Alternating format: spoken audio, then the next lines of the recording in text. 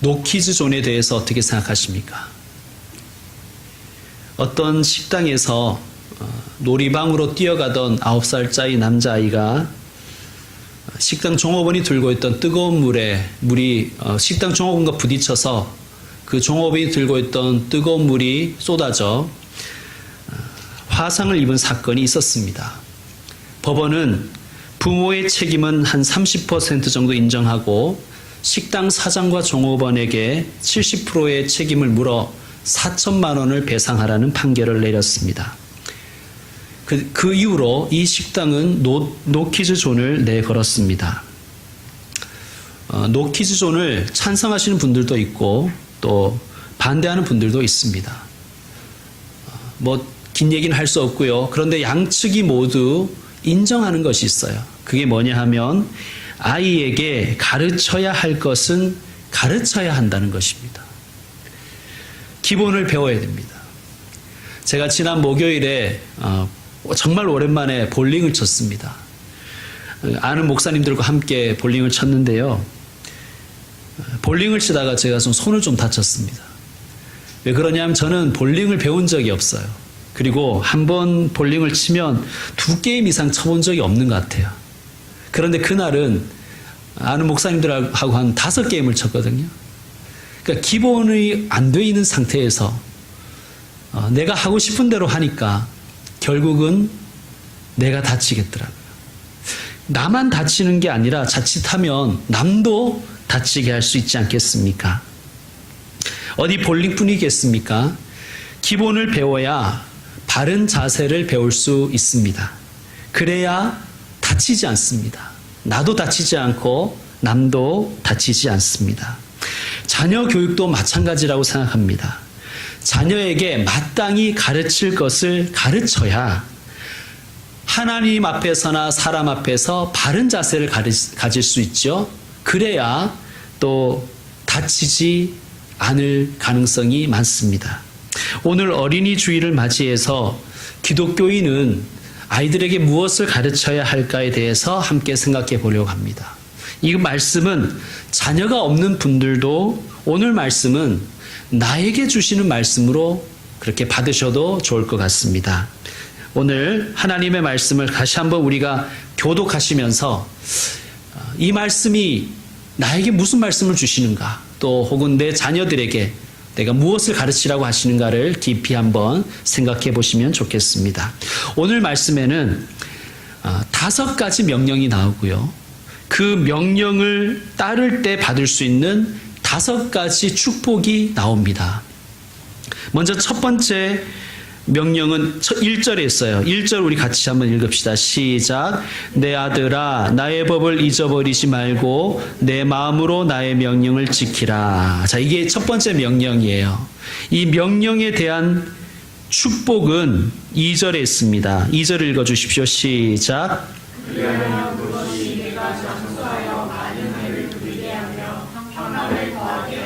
아멘. 자, 두 번째 명령은 3절에 있습니다. 제가 읽겠습니다. 인자와 진리가 내게서 떠나지 말게 하고 그것을 내 목에 매며 내 마음판에 새기라. 아멘. 여기에 대한 축복은 4절에 있습니다. 여러분 읽어주십시오. 시작. 그리하면 내가 하나님과 사람 앞에서 은총과 비중이 여김을 받으리라. 아멘. 세 번째 명령은 5절부터 6절 중반까지 있습니다. 제가 읽겠습니다. 너는 마음을 다하여 여호와를 신뢰하고 내 명철을 의지하지 말라. 너는 범사의 그를 인정하라. 그리하면 여기까지가 세 번째 명령이고요. 6절의 마지막 부분이 거기에 대한 축복입니다. 여러분 읽어주십시오. 시작. 네 번째 명령은 7절입니다. 제가 받들어 있습니다. 스스로 지혜롭게 여기지 말지어다. 여호와를 경외하며 악을 떠날지어다. 8절은 응답입니다. 여러분 읽어주십시오. 이것이 내 몸의 양약이 되어 내 골수를 윤택하게 하리라. 아멘. 다섯 번째 명령은 9절입니다. 내 재물과 내 소산물의 처음 익은 열매로 여호와를 공경하라. 그리하면 여러분 읽어주십시오. 시작. 그리하면 내 창고가 가득히 차고 내 포도즙틀에 새 포도주를 넘치리라. 아멘. 예. 첫 번째 명령은 무엇이었습니까? 1절에 나왔죠. 하나님의 법과 그분의 명령을 마음으로 지키래요. 마음으로. 잊어버리지 말고, 즉 까먹지 말고 마음으로 지키라는 거예요. 무슨 말씀이겠습니까? 경청하라는 말씀이에요. 경청의 사람이 되라는 거예요. 뭐 자녀든 누구든 건성건성으로 들으면 화가 나잖아요. 한 귀로 듣고 한 귀로 흘려버리면 속상하잖아요. 하나님의 말씀도 마찬가지입니다. 하나님의 말씀을 경청하라. 마음으로 지키라. 마음으로 들으라. 그리하면 어떤 복을 주신다고 말씀하십니까? 장수할 것이다. 그런데 그냥 오래 사는 것이 아니라 어떻게 오래 산다고요? 평강 가운데 장수할 것이다. 여러분, 이러한 복을 받으시길 바랍니다. 평강은 우리 교회 이름이기도 하지만 평강은 참 좋은 말이에요. 평강은요, 첫 번째 몸의 건강, 두 번째 마음의 평안, 세 번째 인간관계에서의 평화, 심지어 국가 관계에서에도 전쟁 없는 평화를 모두 이루어진 상태, 즉 샬롬의 상태를 의미합니다. 평강. 평강, 이보다 더 좋은 것이 어디 있겠습니까? 평강 가운데 장수하는 비결이 뭐라고요? 하나님의 말씀을 건성건성 듣지 말고 까먹지 말고 그 하나님의 말씀을 마음으로 지켜가라는 뜻입니다. 두 번째 명령은 3절에 나왔죠. 인자와 진리가 내게서 떠나지 말게 하라.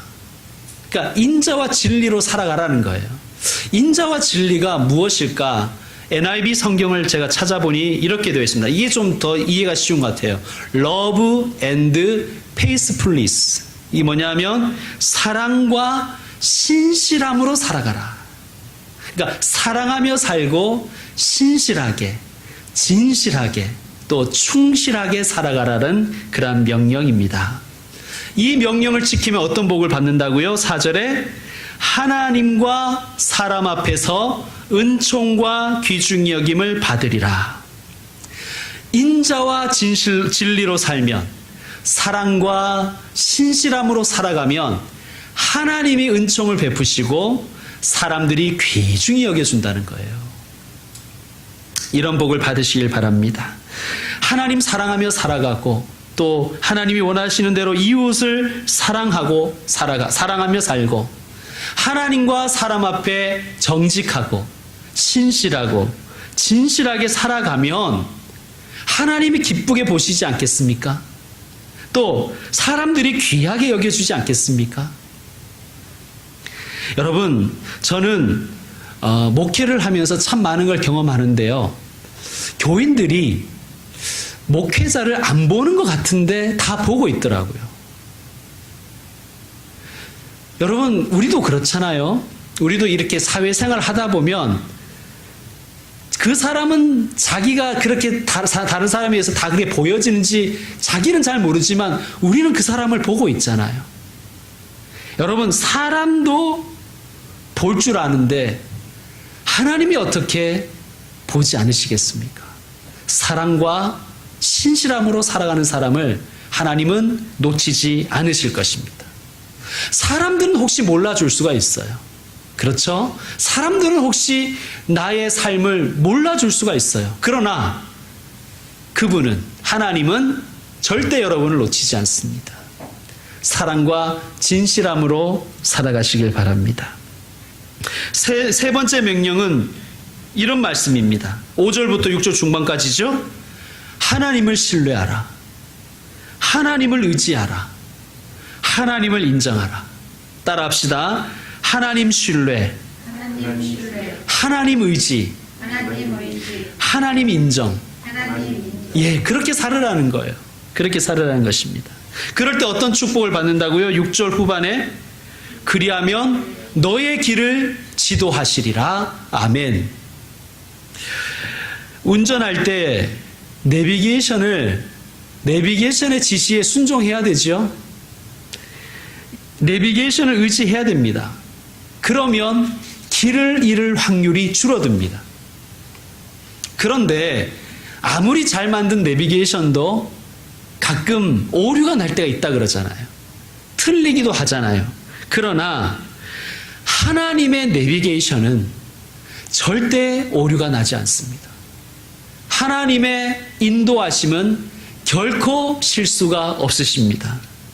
그러므로 우리는 하나님 신뢰하고 하나님을 의지하고 하나님을 인정하며 살아갈 때 하나님은 그 사람을 가장 좋은 길로, 가장 복된 길로 인도하신다는 것을, 지도하신다는 것을 믿으십시오. 네 번째 명령은 7절입니다. 스스로 지혜롭게 여기지 말고 여호와를 경외하며 악을 떠나라. 이것이 명령입니다. 네 번째 명령이죠.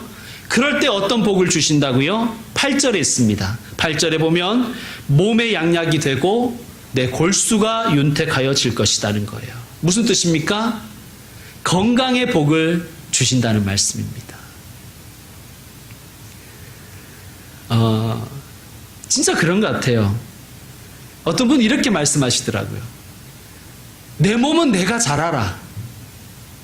내가 알아서 할 테니까 간섭하지 마. 그런 분이 꼭 있더라고요. 여러분, 그거 지혜로운 거예요? 어떻게 생각하십니까? 지혜롭습니까? 내 몸은 내가 잘 알지. 여러분, 그건 지혜로운 게 아니라 어리석은 것입니다. 우리 몸은 누가 잘 알까요?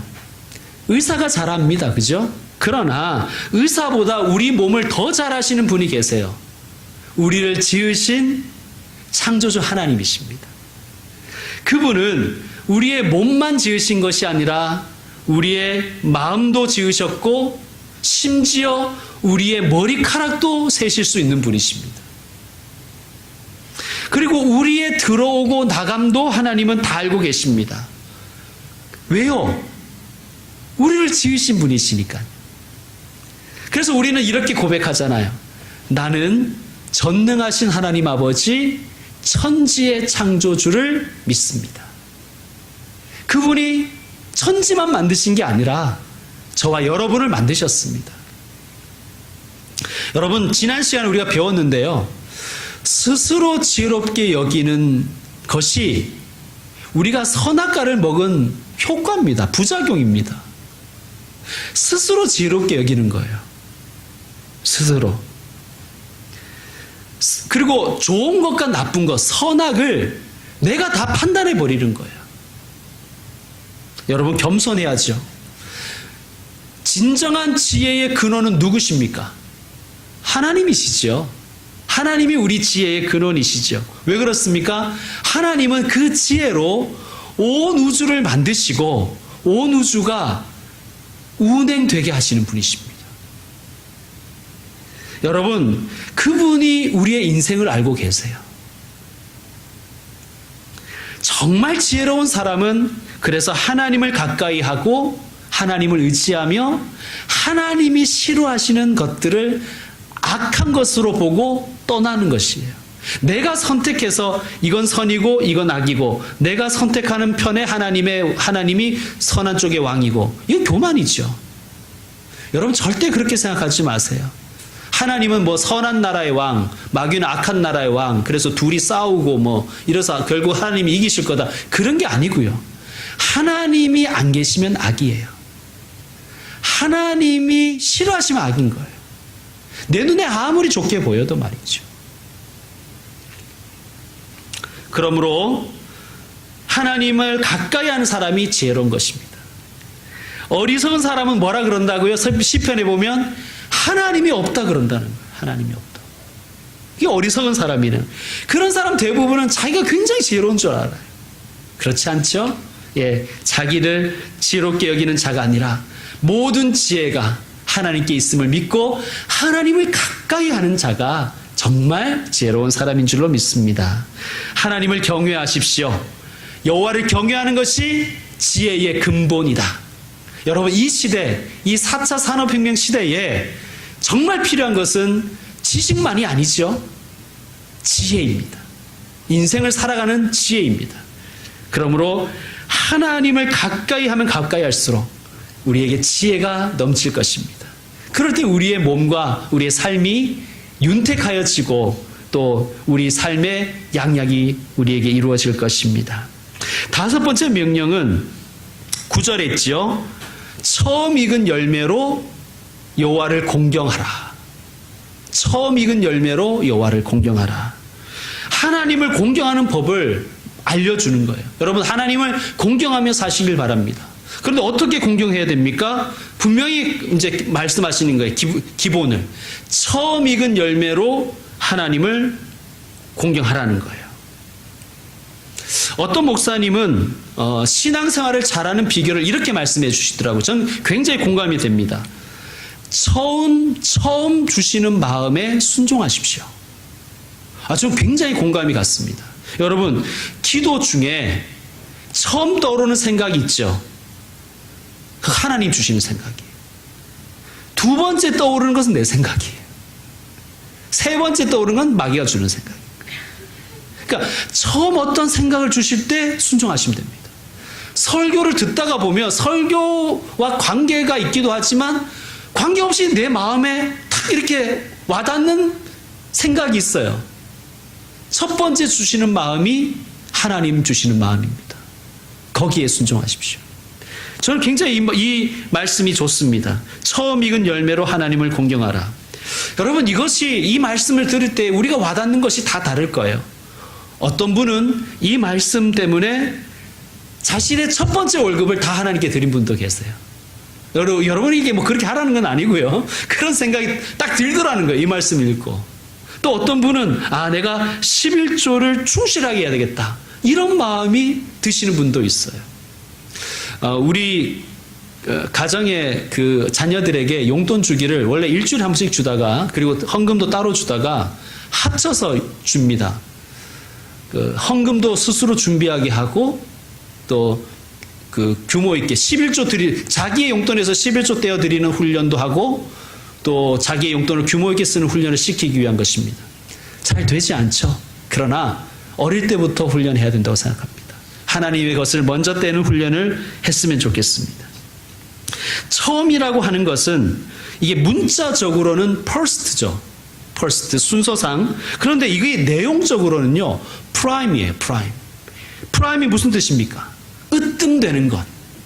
즉, 무슨 뜻이에요? 가장 좋은 것. 처음 익은 열매로 하나님을 공경하라. 이 말씀은 가장 좋은 것을 하나님께 드리라는 거예요. 다른 말로 하면 뭐겠습니까? 하나님을 1등으로 모시라. 하나님을 1등으로 모셔라. 따라합시다. 하나님을 1등으로 모시자. 예, 이게 인생의 비결이죠. 인생의 풍요로움의 비결이죠. 여러분, 여러분에게서 하나님은 몇 등입니까? 여러분의 가정에서 하나님은 몇 등입니까? 어떤 임금님이 자기를 너무 괴롭히는 신하가 있었대요. 그래서 그 신하를 좀 혼내주고 싶어서 고민을 좀 해봤답니다. 어떻게 하면 저 신하를 혼내줄 수 있을까? 근데 무자비하게 그럴 수는 없잖아요. 그죠? 그러니까, 합당한 방법으로 좀 괴롭히고 싶은 거예요. 그래서 이 임금님이 신하에게 코끼리 10마리를 하사했다고 합니다. 코끼리 10마리. 코끼리가 좀 많이 먹겠습니까? 좀 많이 싸겠어요? 코끼리 10마리를 받은 신하가 임금님이 주신 이 코끼리 죽일 수도 없고 그거 코끼리 먹이고 코끼리 눈 거 치우다가 쫄딱 망했다는 거예요. 이게 무슨 이야기냐 하면 마귀는 우리에게 쓸데없는 것을 자꾸 안겨주는 거예요. 그래서 하나님을 1등으로 모시지 못하게 하는 거예요. 해야 될 게 얼마나 많습니까, 우리가. 그것들 유지하려다가 아등바등거리다가 결국은 망하는 거예요. 여러분, 하나님을 1등으로 모시라는 것은요, 내 삶의 우선순위를 분명히 하라는 말씀이시죠. 여러분, 그럴 때 어떤 복을 주신다고요? 그럴 때 어떤 복을 주신다? 내 창고가 가득히 차고, 여러분 이런 복 받으시길 바랍니다. 내 창고가 가득히 차고, 내 포도즙 틀에 항상 새 포도즙이 넘치리라. 묵은 포도주를 먹는 것이 아니라 항상 새 포도즙이 넘치리라. 그런 가정이 되시기를 바랍니다. 이제 말씀 마무리하겠습니다. 하나님의 5가지 명령과 그 5가지 명령을 순종했을 때 받을 수 있는 5가지 축복에 대해서 배웠습니다. 여러분 다시 한번 읽어보시고 여러분의 삶에 적용하시길 바랍니다. 특별히 자녀에게 혹은 아이들에게 가르칠 때 저는 5가지 명령보다 5가지 축복에 더 강조점을 두고 가르쳤으면 좋겠습니다. 나는 너희가 행복하기를 원한다. 행복의 길이 여기에 있다. 참 행복의 길이 여기에 있다. 그렇게 축복하며 하나님의 명령을 가르치는 우리가 되었으면 좋겠습니다. 노키즈 존이 등장하게 되는 이 사회의 이런 모습이 참으로 안타깝습니다. 함께 행복했으면 좋겠어요. 식당 사장님도 행복하고 손님들도 행복하게 식사하고 그리고 특별히 아이들을 데리고 와서 정신없이 밥을 먹는 그 엄마들도 그 부모님들도 행복했으면 좋겠습니다. 그래야 미혼 젊은이들이 나는 저렇게 되기가 싫어 하며 부모 되기를 포기하는 그런 일이 발생하지 않지 않겠습니까? 우리나라의 이 출산율이 낮은 것은 비단 조건이 안 좋은 것도 있겠지만 양육 환경이 안 좋은 것도 있겠지만 우리 사회가 엄마들에게 혹은 부모에게 젊은 엄마와 부모들에게 너무 많은 것을 기대하고 요구하는 것이 아닌가 그렇게 생각을 해보았습니다. 저는 정말 어린이 주일을 맞이해서 우리의 다음 세대인 우리 아이들이 행복하게 컸으면 좋겠습니다. 어른들에게 환영받지 못한 그런 것이 마음에 남아서 마음의 상처가 되면 저는 우리 아이들이 나중에 자라서 이렇게 될 것 같아요. 50대, 60대는 출입금지, 이렇게 만들어버릴 것 같다는 그런 불안감도 듭니다. 여러분, 예수님이 이렇게 말씀하셨습니다. 어린아이들을 용납하고 내게 오는 것을 금하지 말라. 천국이 이런 사람의 것이니라. 여러분, 천국은요, 웰컴 키즈존입니다. 그러니까 노 키즈존을 만들자 만들지 말자의 그런 소모적인 논쟁보다 여러분 우리 그리스도인들은 기왕이면 웰컴 키즈존을 많이 만드는 쪽으로 가야 되지 않겠습니까? 여러분 우리 교회도 웰컴 키즈존이 되었으면 좋겠습니다. 그럴 때 천국이 이루어질 줄로 믿습니다. 기도하겠습니다. 하나님, 오늘 우리에게 행복의 길을 말씀해 주셔서 감사합니다. 축복을 받는 비결을 말씀해 주셔서 감사합니다. 하나님, 우리에게 주신 5가지 명령을 다시 묵상하고 실천하여 축복받는 가정이 되게 하옵소서. 특별히 어린이 주일을 맞아 우리의 다음 세대가 행복하게 자라기를 소망합니다. 다음 세대의 행복은 반드시 물질에만 있는 것이 아니라 기성세대인 우리 어른들의 표정과 눈빛과 태도에 의해서도 좌우됨을 우리가 명심하게 하여 주옵소서.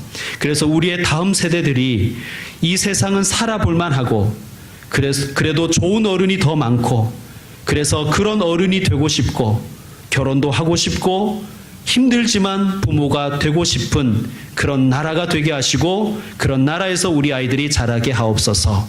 예수님의 이름으로 기도드립니다. 아멘. 결단의 찬양을 드리는 시간입니다. 우리 다 같이 일어나서 찬송 570장 드리겠습니다.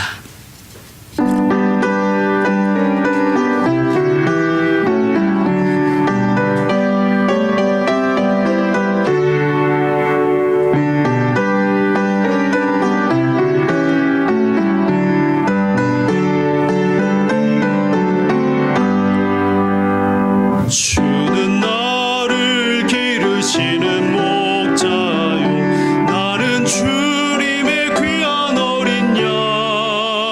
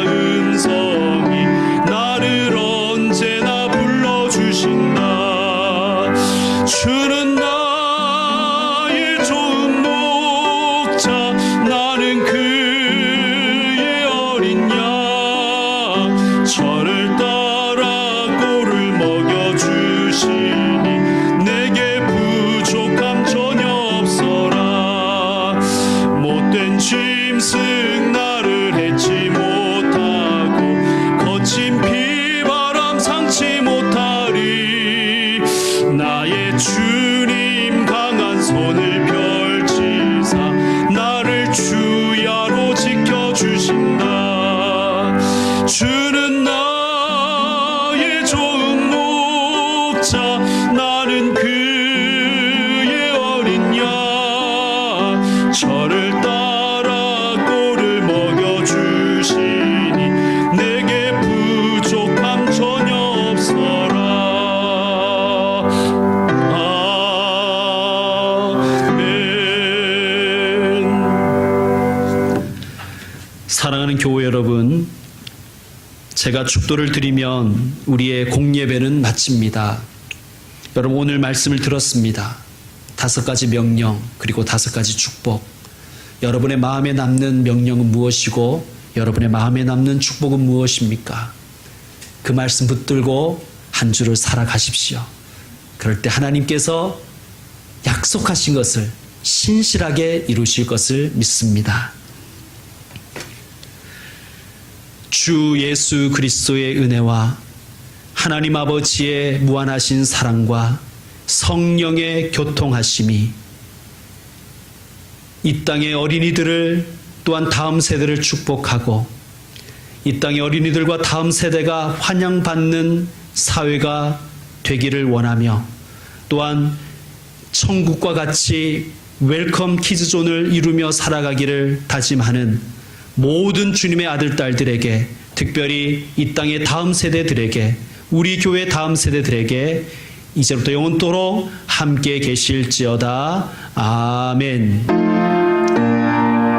하나님 아버지, 어린이와 다음 세대가 환영받는 천국을 이루며 살기를 원합니다. 주여, 하나님의 말씀을 명심하고 살아가는 저희들이 되게 하여 주시옵소서.